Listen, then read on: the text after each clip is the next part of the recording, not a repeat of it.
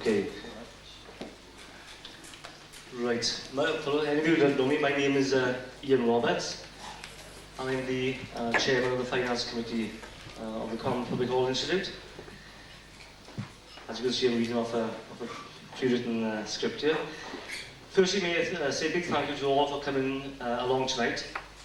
And I hope that after all the speeches are over, you enjoy yourselves, not only by enjoying us for refreshments, but by taking part at the tour of the building and talking to some of the people who use the venue every day. Cwmaman Institute is a building which is very much part of the local community and the life of Cwmaman. It's a place where entertainment is created as well as presented, and where thousands of people enjoy themselves every year. The continued success of our building is threatened by its physical deterioration, and for this is the reason that our bid for lottery funding is so important. Without major investment, there is a danger that this building will die along with the community itself. Over the past 6 months, committee members, staff and volunteers have been busy helping our architect and business consultants to put together our application for lottery funding. It's been hard work and a real challenge. We hope the results of the designs, which you can see here tonight, can become a reality within the next 2 years. As part of the bid for funding, we need to raise £60,000 from local sponsors. So, has anybody got some odd cash, what to do with it? We have already secured some £5,000, which you see marked out on the thing there, from the Community Enterprise Fund. But we do need more. If you can help us, please let us know. Before I pass you over to Rob Jackson from the Middlemore County Council, I would like to say a big thank you to the following people. And I think first to Welsh Brewers, who are here at the back of the hall tonight, to Ken Hayward and Patrick Rutherford. Thank you for being very supportive over the years, and who are tonight sponsoring the free drinks and the food that you can enjoy later, so please stay on together.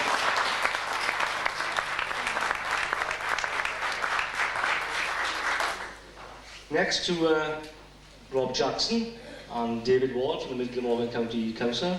David is around here somewhere, hiding at the back there. For having the vision really to commission the studies which have led to this funding application.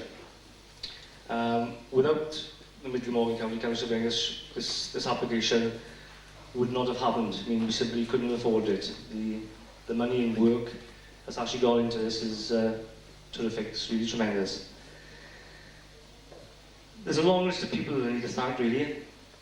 But next I'd like to go through to the people who worked on the study, and that's Gareth and Claire James of the James Partnerships. They were the architect. And for the design teams, Angela Tilcock from Valley Arts Marketing, along with the arts consultants. See a few of them standing in the back here. Angela wrote this speech to me tonight. Look. So they've been a tower of strength, fair play. Colin Plymmer, who I've not seen here tonight, but he's the accountant who actually put our feasibility and business plan together. And again, he's been a real tower of support. And of course, somebody I want to mention again a little later would be Mr. Roy Noble again for coming here this evening. So please put it on together for all those people. It's really like this.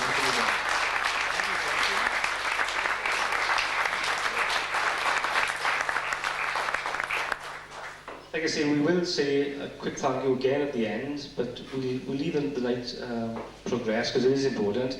But after thanking all those people, I think most importantly, what we need to thank is the members of the management committee and the societies who are all represented here this evening, and our supporters, that is again, I suppose, community and the volunteers who have kept this building going over the 100 years or so it's been already built, and without whom, as we always say, tonight wouldn't be possible because we wouldn't have the building here to be fighting for. So thanks very much, and I'd like to hand you over now to my great friend here, Mr. Rob Jackson from the county. Thanks very much.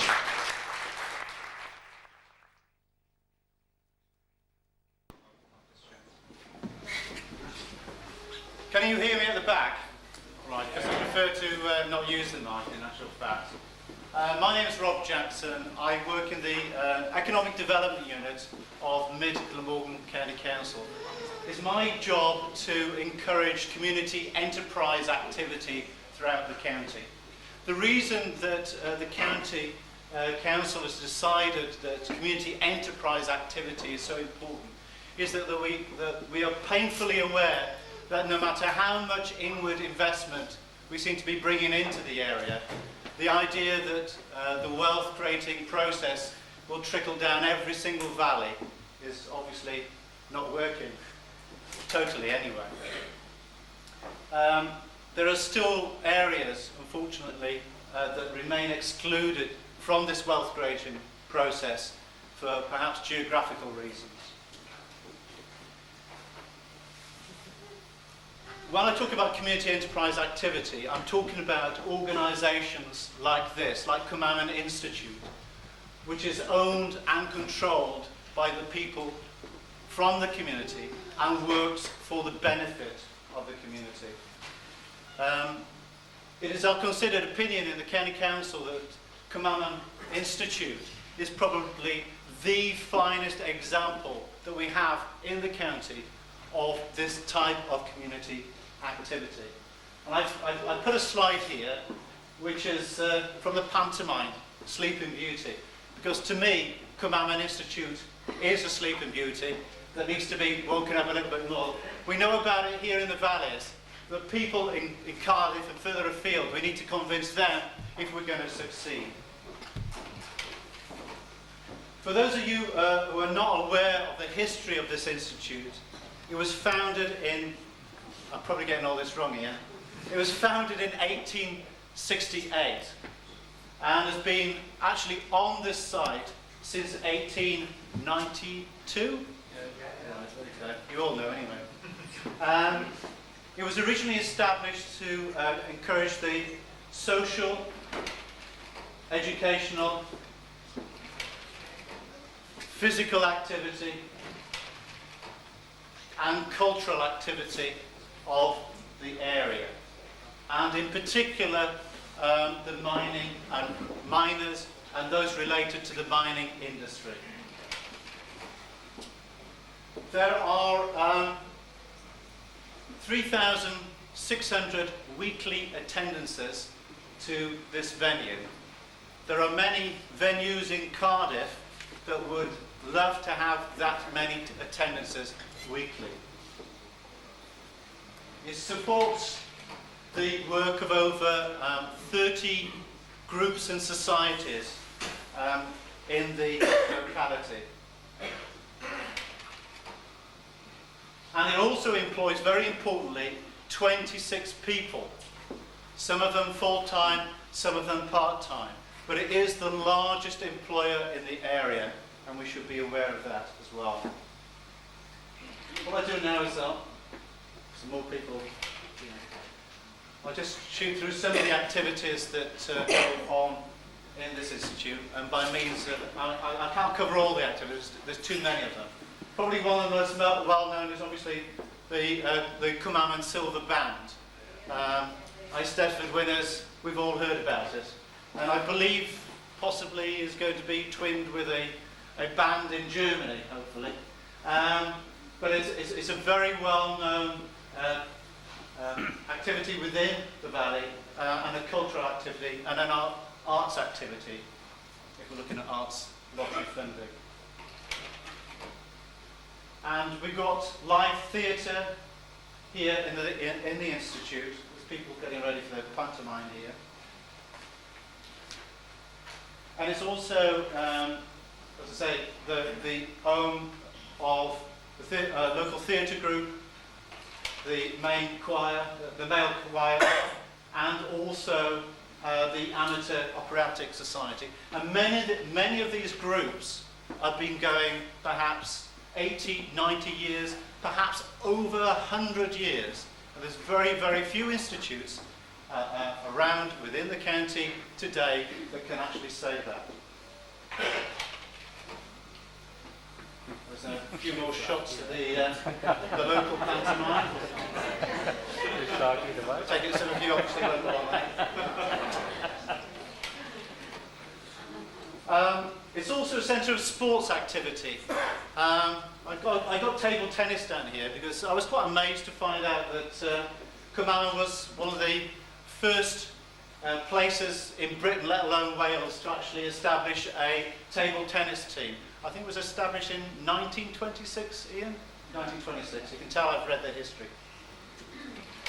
And it's still going today. But it's not only arts and sports, it's also supporting the community, the wider community. And I believe this is the ladies group or the ladies circle.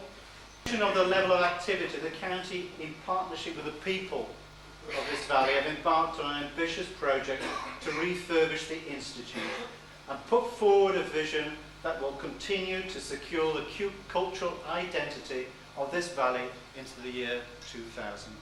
A vision which is no more ambitious than the one originally conceived by the forefathers who set up this institute.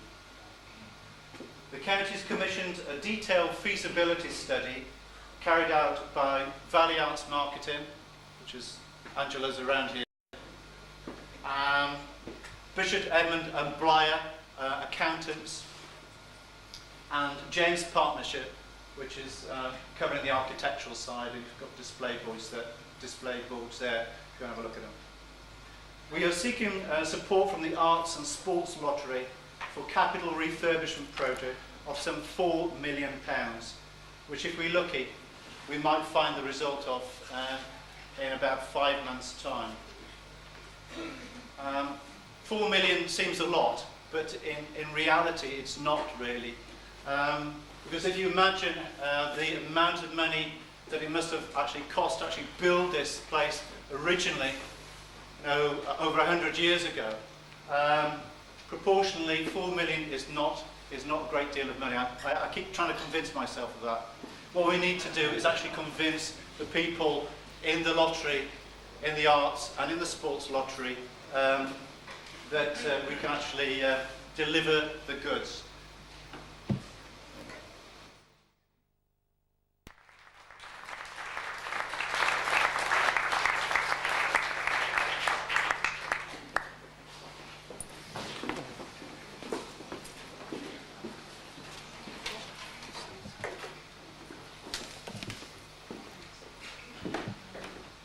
James Partnership and the design team were appointed in August 1995 to carry out a condition and structural survey of these buildings to assess how they could be refurbished and redesigned to accommodate the current and future activities.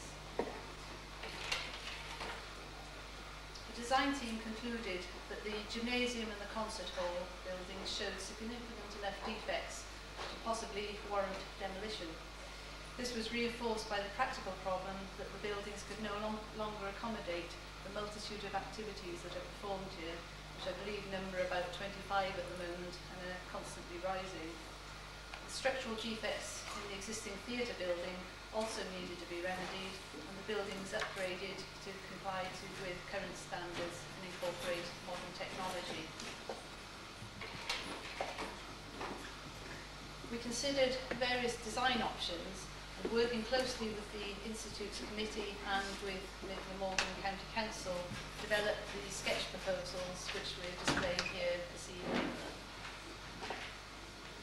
The site plan indicates the radical approach which has been adopted in order to maximise the potential of the site and provide facilities which will ensure the Institute's survival well into the next century. In principle, the scheme consists of a new 3-storey building accommodating arts and leisure facilities built on the low-level land at the rear of Alice Place, which is actually owned by the Institute. A new access has been suggested at the far end of the site to provide access to a new landscaped car park along the riverbank. This block is linked to the existing buildings by a curved dynamic foyer space, which has entrances both at lower ground level and at ground floor level. The proposals include the demolition of numbers 1 and 2 Alice Place to provide a drop-off zone and some additional car parking. And the existing theatre building would be retained, but the facilities enhanced and refurbished.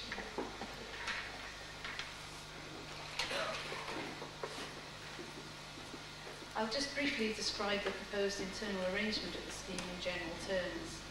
This slide illustrates the lower ground floor plan of the new rear complex. It indicates the new entrance at the rear from the new car park, which accesses a 3-storey foyer space which accommodates lifts and stairs and serves the whole complex. At this level, the health, suite and sports facilities, including multi-purpose hall and fitness and weights facilities, are accommodated. At ground floor level, there's an entrance directly from Alice Place and an entrance into the new curved foyer. The 2 main bars, which are approximately twice the size of the existing facilities, are located at this level, together with the new snooker room and skittles alley. The curved foyer space is the link between the new building and the old. The existing theatre complex, which would be refurbished, would have a new entrance off Cwmaman Road. The existing facade, which has been recently refurbished and embellished by the addition of the clock tower, is almost completely obscured at present by the Shepherd's Arms. If it was possible to purchase this building and demolish it, it would significantly enhance the new theatre complex. The current scheme assumes the purchase of this site, and some new theatre accommodation has been placed in this location. A new entrance has been formed with a large glass facade, which is at right angles to the existing approach road, and will create a focal point which will be dramatic both at day and night when viewed from a distance. To the rear of the refurbished theatre would be new dressing rooms and rehearsal rooms and a new band practice room.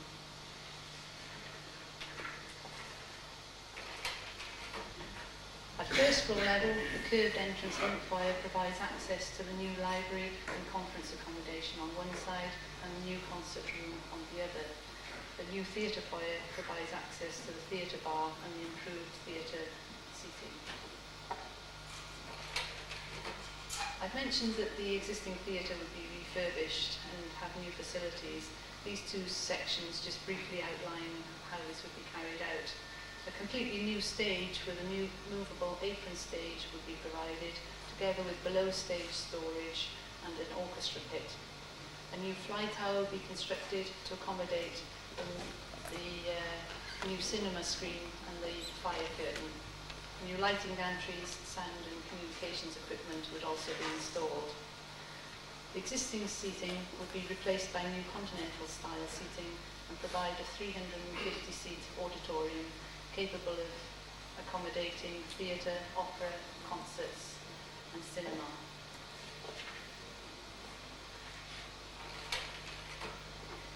I've so far talked about the general concept and the internal arrangement. I now have just a few slides showing the proposed external appearance. The sketch along Cwmaman Road illustrates the dramatic glazed entrance wall to the theatre accommodation, which I've mentioned previously. Although theatres, by their very nature, are internal spaces, the glass wall would give a glimpse of the foyer and the activities being carried out within. The new foyer and bar accommodation have been designed to complement the existing buildings. The view towards Alice Place illustrates the new entrance to the rear complex in the distance and the side wall of the existing building. The extensive side wall would be enhanced by the addition of a glazed canopy at low level and vertical tubular steel structures from which advertising boards could be suspended, advertising performances. The aim of this embellishment is to try and break up the vast extent of that existing wall as it is at present.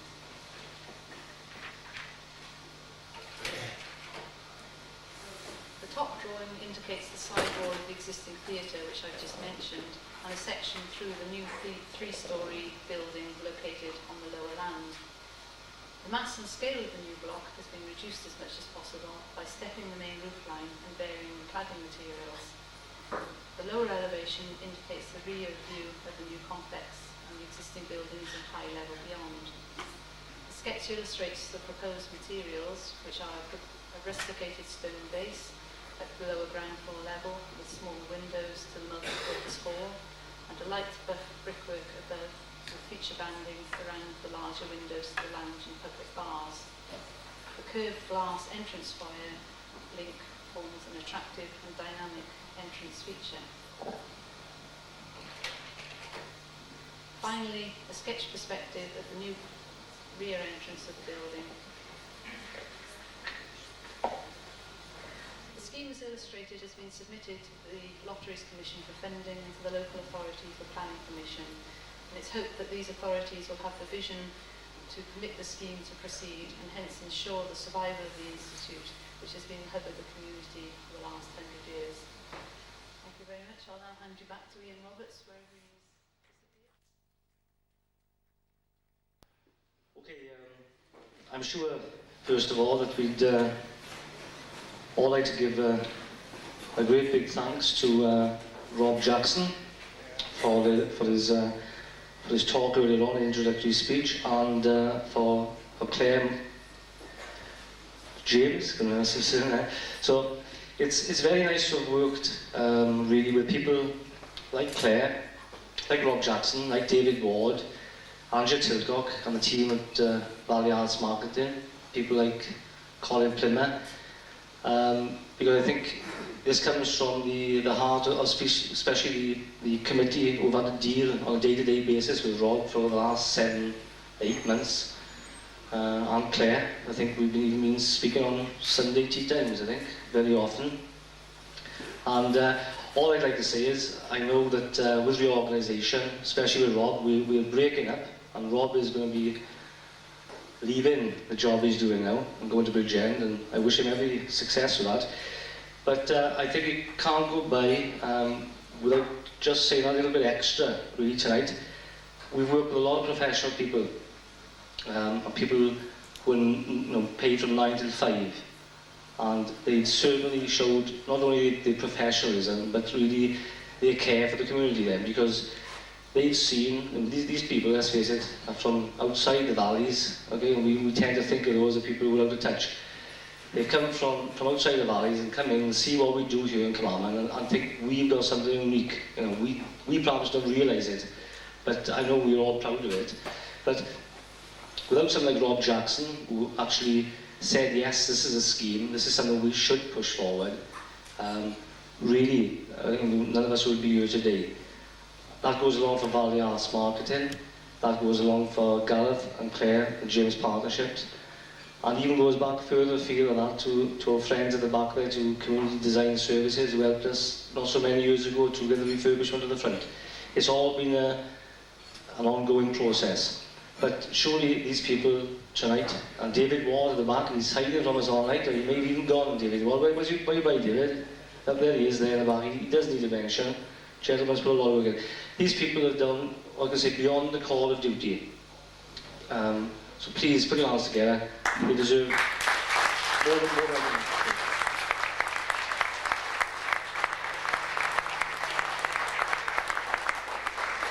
there will be, I'm always criticised you shouldn't name names, but there will be people I've forgotten tonight.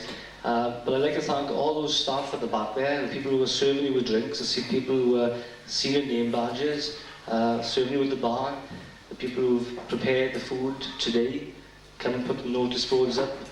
Our silver band who can hear coming on behind us, who will all give us a really good night's entertainment. Again, can't think Welsh Brewers too much.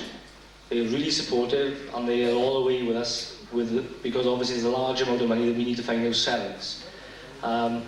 I think I would just like to throw in something which is important. Tyrone Sullivan is here from Tower Colliery, and of course Tyrone at the moment.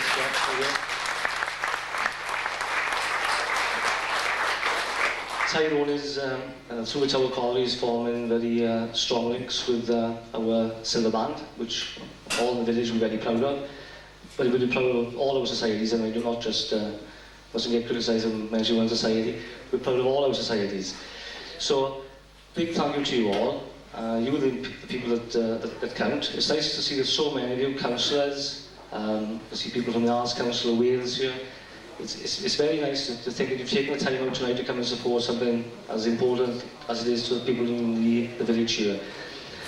One gentleman who I thank time and time again here is Mr. Roy Noble on my left-hand side. Every time we call upon him, 2 years ago, I think it was for the launch of a book, the centenary book, we pick a phone up, or Barbara normally phones him, and it's never a question, if it's free in my diary, I am there. So he's come along again tonight, and it's people like Roy Noble give us the high profile which we need in a small community. So please put down together for Roy Noble, and thank you very much.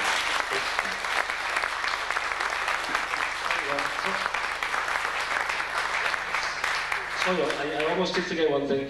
While Roy is on, or sorry, not while Roy is on, after Roy finishes speaking, the band is on, we've got some Glyn Bishop photographs there at the back, pictures of photographs, and if anybody would like a tour of the building, okay, we're prepared to take you around to see what goes on here. But sorry, Glyn, I almost forgot this Glyn Bishop set out at the back here. Glyn is very good to us. Our class has taken off here a great success, not only for Glyn and Cwmaman, but also for Glyn throughout the valley. But thank you, Glyn, and this time over to Roy Noble. Okay, thanks very much, man.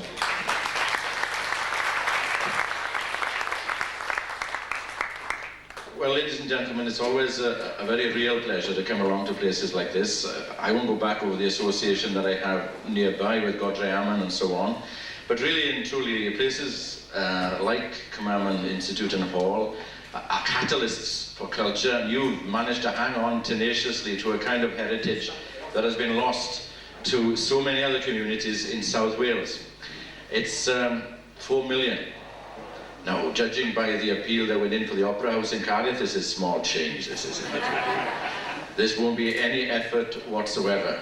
And I would, well, wish them well with the Opera House as well, except I think that if they fail, they should just go for 15 million. £1 million for buses, £1 million for juggernauts, and then they could bring Welsh opera to places like this and bring it out into the community. And I've still left them £8 million for travelling expenses and £5 million for fiddles and scandals, which are bound to happen anyway. Also, it's very strange, you know, but in marrying Elaine from down the road, Amman Valley, I said it before, but it's relevant now again, because I'm from the only other Amman Valley in Wales, and in Bryn Amman, there is also a cinema, come cultural centre, come theatre, if you like, come everything, that has, like this place, never closed either. It's not as old as this place, it doesn't go back quite as far, but just like the Windmill Theatre, it has never closed. Mind you, the acts were a bit different. But really and truly, it's still there.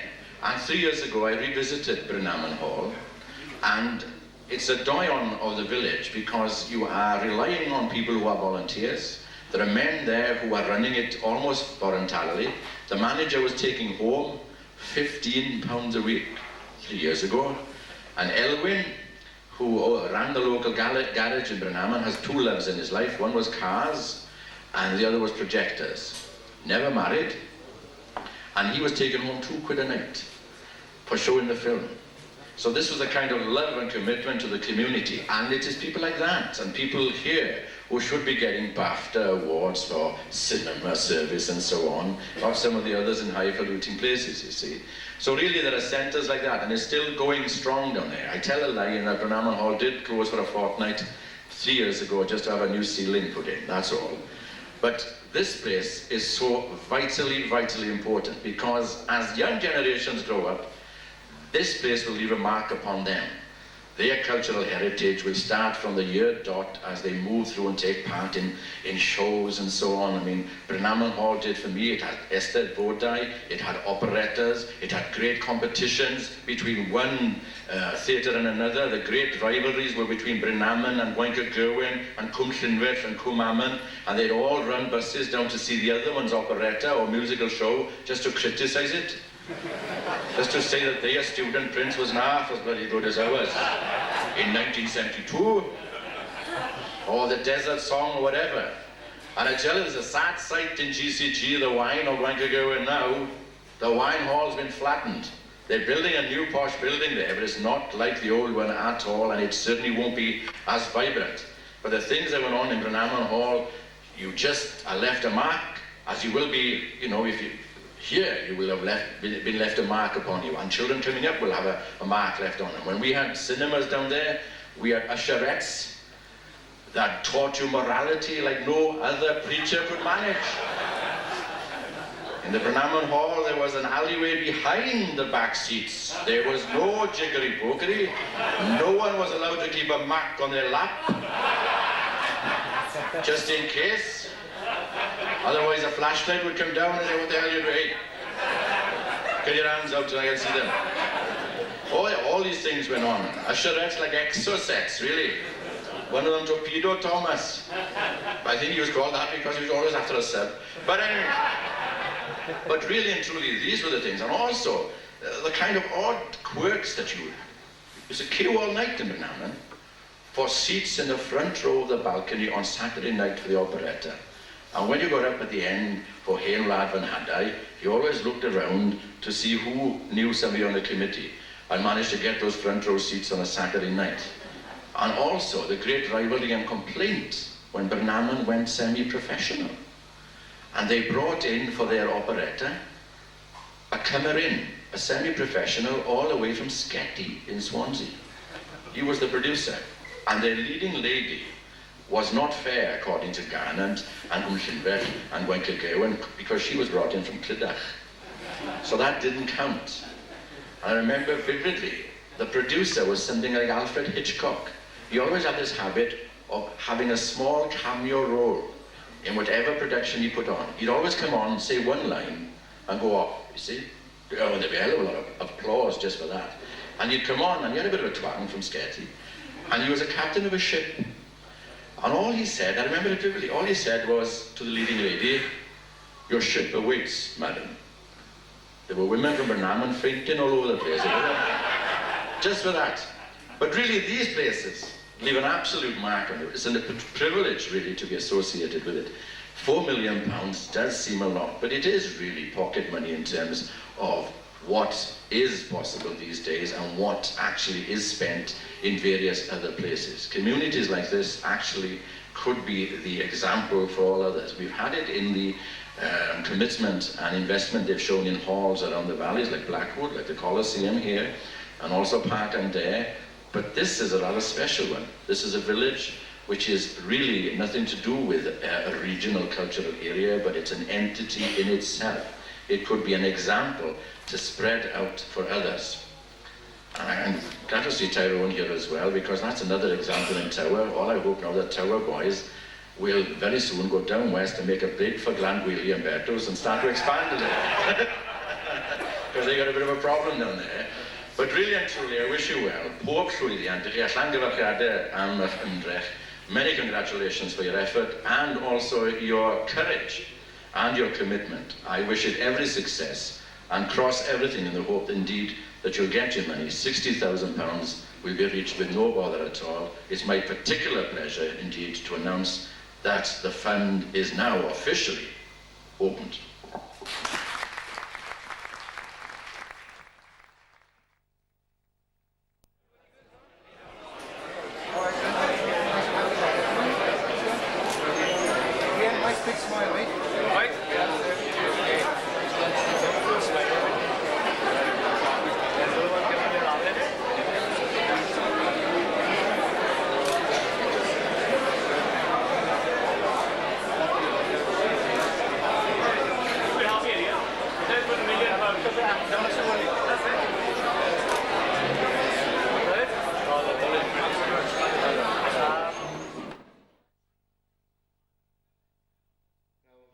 something else has happened, right? Our cord and the curtains are broken down. So it's we'll have to put.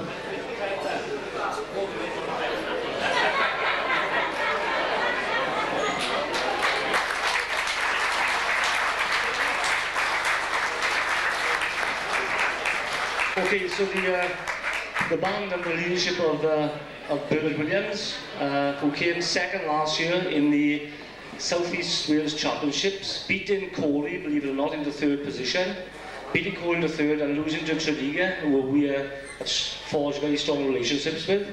So please give them a big round of applause for this concert tonight. Thanks very much. Well done.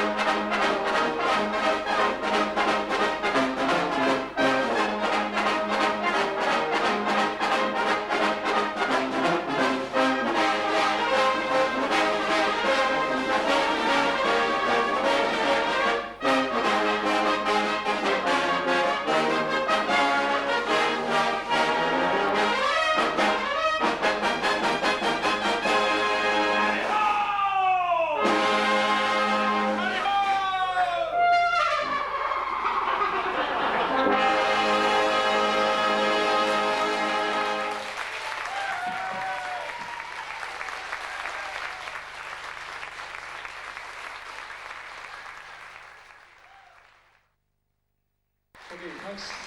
Brilliant, and the orchestra. The silver band, thanks all very much. Great. They've all rushed home from work to get here early tonight to put this on, so thank you very much. Excellent. Thank you.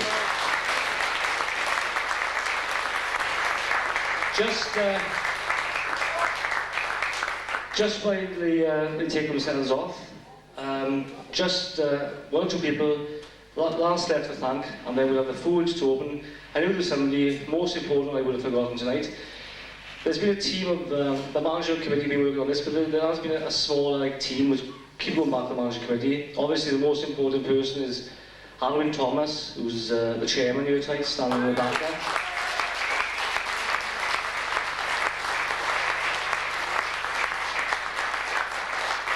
Jack Oliver, the vice chairman.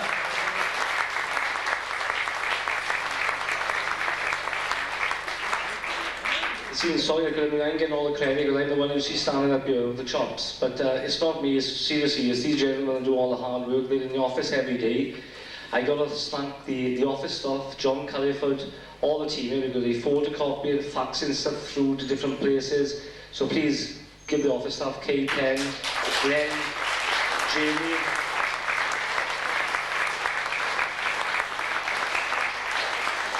And more importantly, well, nobody's more important than anybody else, but just as important, there's a lady who lives on the same street as me, and lives straight across the road from me. Every time I want a letter typed, it may be, and this is seriously, it may be 12:15 in the evening, and I've got to have it by 8 o'clock in the morning. And this isn't a one-off, this is once every month. It happens time and time again, and she does it for free because she loves the place. Please put us for Barbara Evans, as always.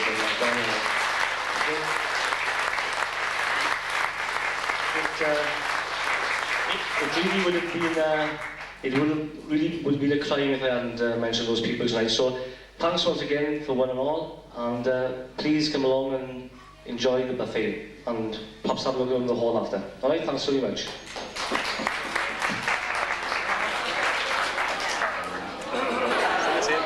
Job injections. So my boy.